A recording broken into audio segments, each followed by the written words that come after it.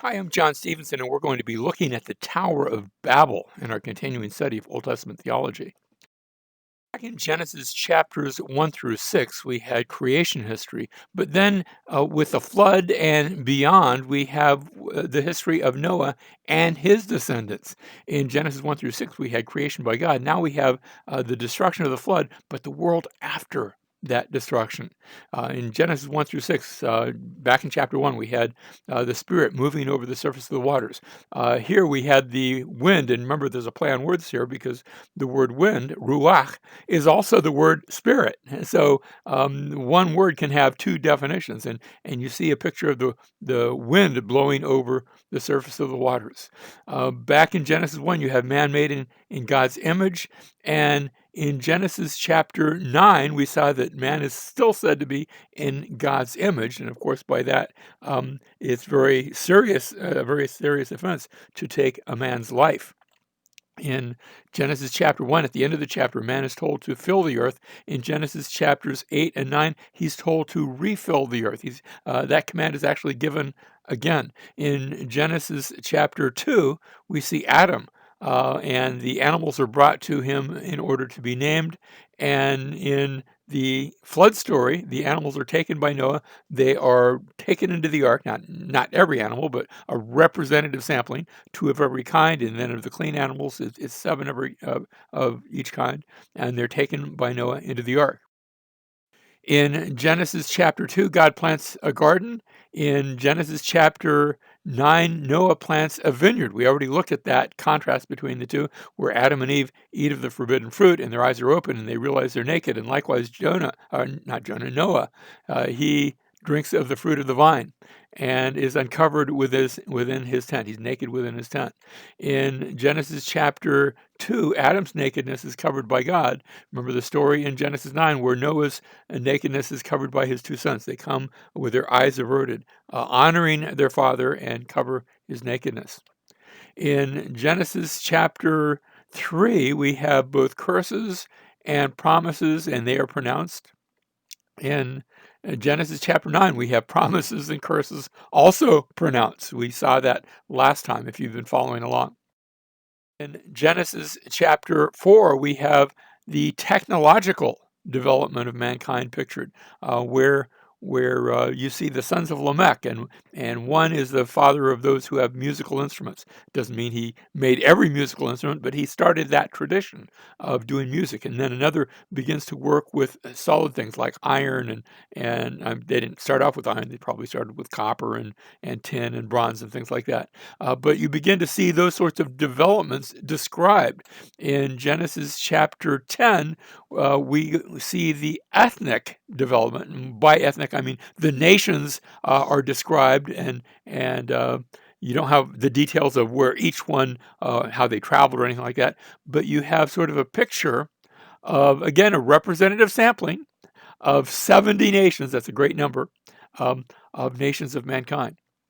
In Genesis chapter 4, the ground is cursed because of Cain. In Genesis chapter 9, Canaan is cursed because of Ham. In Genesis chapter 4, Cain goes out and he builds a city. And the passage we're coming to now is in Genesis chapter 11, where the people gather to build a city and a tower. In Genesis chapter 5, you see a picture of 10 generations from Adam all the way to Noah, and all those begats and the ages and so on. When we get to Genesis chapter 11, you're going to see 10 generations from Noah to Terah. By the way, notice how Noah has 3 sons. Terah is going to said to be have 3 sons. So there's a commonality and a pattern that can be compared. At the end of Genesis chapter 4, we read the descendants of Seth, where they call upon the name of the Lord. In Genesis chapter 12, we're going to see Abram calling upon the name of the Lord. In Genesis chapter 6, you have the sons of God who take daughters of men as wives. And of course, you ask, well, who are the sons of God? To what does that refer? And we looked at some of the possibilities when we discussed that. In Genesis chapter 11, you're going to see a picture of the barren wives of Abram and Nahor, who are going to be mentioned. So again, there's the mentioning of wives.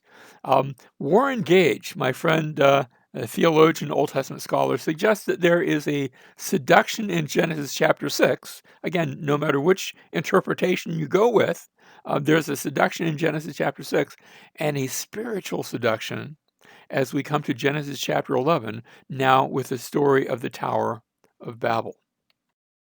So let's begin, Genesis 11:1. Now the whole earth used the same language and the same words. Of course, it's presumably the whole earth wasn't all that many people. They weren't scattered everywhere like they are today. That's at least the picture that we see here. It came about as they journeyed east that they found a plain in the land of Shinar. Now, Shinar is the term that's going to be used in the Old Testament for Mesopotamia. There's other terms that will be used too. Will also be called Aram Naharim, the land between the rivers. That's actually what the word Mesopotamia means. But this area of Mesopotamia, modern day Iraq, and there they settled there. Verse 3, they said to one another, "Come, let us make bricks and burn them thoroughly." Now remember, as you're talking about making bricks, remember who's writing this story and to whom it's being written. You see, the author, I take it largely of Genesis, being Moses, and when he speaks to the Israelites who have come out of Egypt, and when he talks to them about making bricks, they know all about making bricks because they had been enslaved in Egypt making bricks. And so there's a little bit of a negative connotation there. Come, let us make bricks and burn them thoroughly. And they use brick for stone. Now, wait a minute. What does that mean? That means that they didn't have stone, and so they use brick. When you get to Israel, you're going to see the people in Israel are going to build a lot of things with stone. Why? Because there's a lot of stone there. Everywhere you turn in Israel, there are rocks. You're going to use stone instead of bricks. But you get out to Mesopotamia, just like you get to Egypt. In a lot of places in Egypt, there's not a lot of rock. There are places where you can find rock, but in Mesopotamia, it's all flat and it's this floodplain, and there's not a lot of stone. And so, if you want to build up, you're going to have to make your own stone. You're going to have to make bricks, and that's what they did here. They used brick for stone, and they used tar for mortar. And so, verse 4, they said, "Come, let us build for ourselves a city." I want you to notice the plural pronoun. It's all about what we want, not about what God wants. Come, let us build for ourselves a city, and a tower whose top will reach into heaven, and let us make for ourselves a name. Otherwise, we will be scattered abroad over the face of the whole earth. And notice their desire is to make a name for themselves. Now we're going to come back to that because there's a theme there, sort of an idea of names. In fact, we could call this a theology of names. Back in Genesis chapter 1, God had made things. He had made man, Adam, and you find out that he made Adam out of Adama, out of the ground. That's in chapter 2. And then he brought the animals who were named by Adam. But when we finally get to Genesis chapter 12, we're going to see God comes to Abraham and says, "I will make a name for you." And that idea of a name actually had been seen. Remember how we talked about in Genesis chapter 6, the sons of God and the daughters of men, and there were the Nephilim, and there were those men of renown, and the way you say that, men of a name. And so there's been sort of a contrast between those things that are named by God and those things that are named by people in rebellion against God. And that seems to be the case here. Now, the tower is supposed to have, notice its top will reach into heaven. The Hebrew there, the Roshu Bet Hashemayim. Roshu is a rosh is like a head or its top. That works too. Shamayim is the word for heavens. It's always in the dual. It's because if you point like over here is the heavens and over there is the heavens. And the word sham just means over there. So Shamayim, I like to think of just as the over there places, the up there places.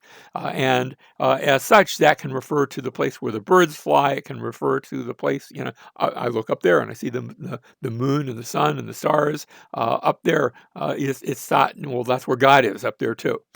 So all of those up there places, the term Bet Hashemayim is used over in Deuteronomy chapter 1, verse 28, where it talks about the cities of the Canaanites. They're great and they're fortified up to the heavens. In other words, they're really big cities. So let's make a really big tower. And notice how the words will reach are italicized. That's the translator's way, when you see that, of telling you that the translators added those words. That's not actually in the Hebrew text. I think they're helpful. Sometimes when you're going from one language to another, you don't need so many words, and that's the case with Hebrew oftentimes. So I think that the idea is probably there. Although you could take this in a sense, its top is going to be associated with the heavens. When you go to Mesopotamia, you see these big giant structures known as ziggurats, big temple towers. And this is actually a picture a friend sent from Mesopotamia, from Iraq, back when he was there. And you can see this temple tower. Now, in this case, they've sort of reconstructed it, but they were trying to make it look like it would have looked back in antiquity, in ancient times. And these towers were dedicated to the heavens, and they had all sorts of astrological symbols, and they would pray sometimes to the sun and the moon and different gods and so on like that. And that seems to be what's pictured here in this tower that's going to be called eventually the Tower of Babel. That doesn't have that name yet. And so in verse 5, the Lord came down to see the city and the tower which the sons of men had built. And the Lord said, Behold, they are one people, and they all have the same language, and this is what they begin to do. And now nothing which they purpose to do will be impossible for them. Come, and notice now again the plural. Come, let us go down. We saw that back in Genesis chapter 1, let us make man in our image. We saw it at the end of Genesis chapter 3, where there was this divine deliberation to remove Adam and Eve from the garden after their sin. And this is the third time we see it. Come, let us go down. And I have suggested in the past, and I think that's probably still the case, that this is what's called the plural of majesty. If you ask Jewish folk, they'll either give you that answer, or I think some will actually say, well, no, maybe that's God speaking to the angels. But I think plural of majesty probably works better and is more consistent throughout those three passages. We're not going to see it again after this, except where it's used in the book of Ezra. And it's going to be used of a Persian king who's not a Trinity himself. He's using the plural of majesty himself. So come, let us go down and there confuse their language so that they will not understand one another's speech. And so the Lord scattered them abroad from there over the face of the whole earth, and they stopped building the city. Therefore, its name was called Babel. And that's the Hebrew word Babel. Now, later on in the Old Testament, you're going to see a city by the name of, and the translators will render it Babylon. Not sure why they did that, except that that's what we've come to know it in secular format. But when we see Babylon, it's going to be exactly the same spelling, the same Hebrew word, Babel. There's no difference between the two. There's not one city named Babel and another city named Babylon. It's the same place. And it's called this, notice, is a play on words, because there the Lord Baalelled. And so you have a slightly, it's not the same word, but it sounds alike. It's sort of a pun almost, because there the Lord Baalelled the language of the whole earth. And from there the Lord scattered them abroad over the face of the whole earth. So you have Babel, the Tower of Babel, which culminates in judgment upon mankind's rebellion. God had said, fill the earth. And they said, well, we don't want to go all the way out there. We're just going to fill this spot, and we're going to do our own thing here. And you get the sense that it is in rebellion against God. And as a result, There becomes a multiplicity of languages, a confusion of the languages. Now, that doesn't mean every single language that we have today started on that day. Languages have continued to grow and develop, but you do have in the world today, you've got a number of different language families, and if you talk to scholars, well, who came first? They'll have their opinions, but how did you get from one language family to another that has where they have almost no words that are the same together? The Indo-European family, for example, versus the Semitic family, and they used to separate them, and they've probably gotten more subdivided these days.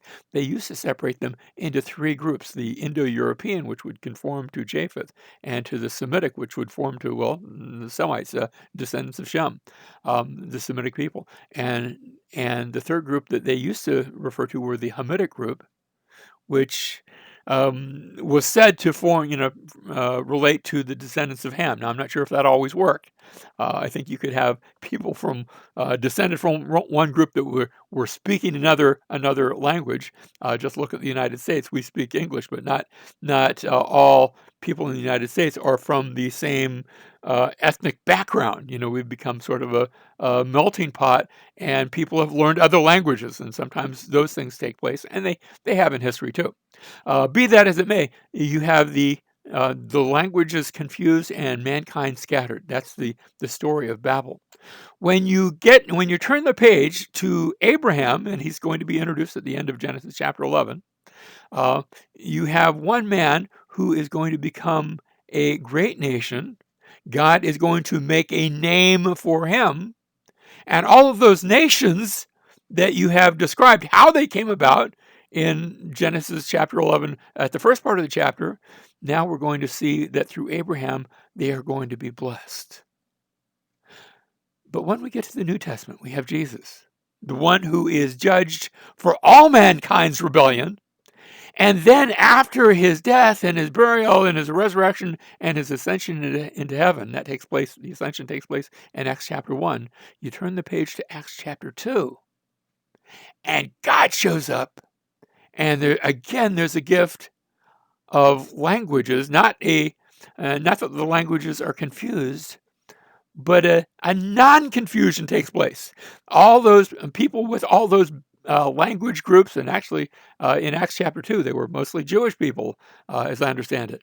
And yet they spoke a variety of different languages, and they come together, and all of a sudden they hear God's word being spoken through those different languages.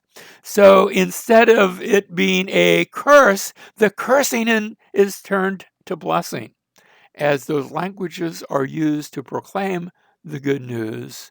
And the prophecy that we'll see it eventually given in Isaiah, that every knee will bow and every tongue, every language will confess that Jesus Christ is Lord.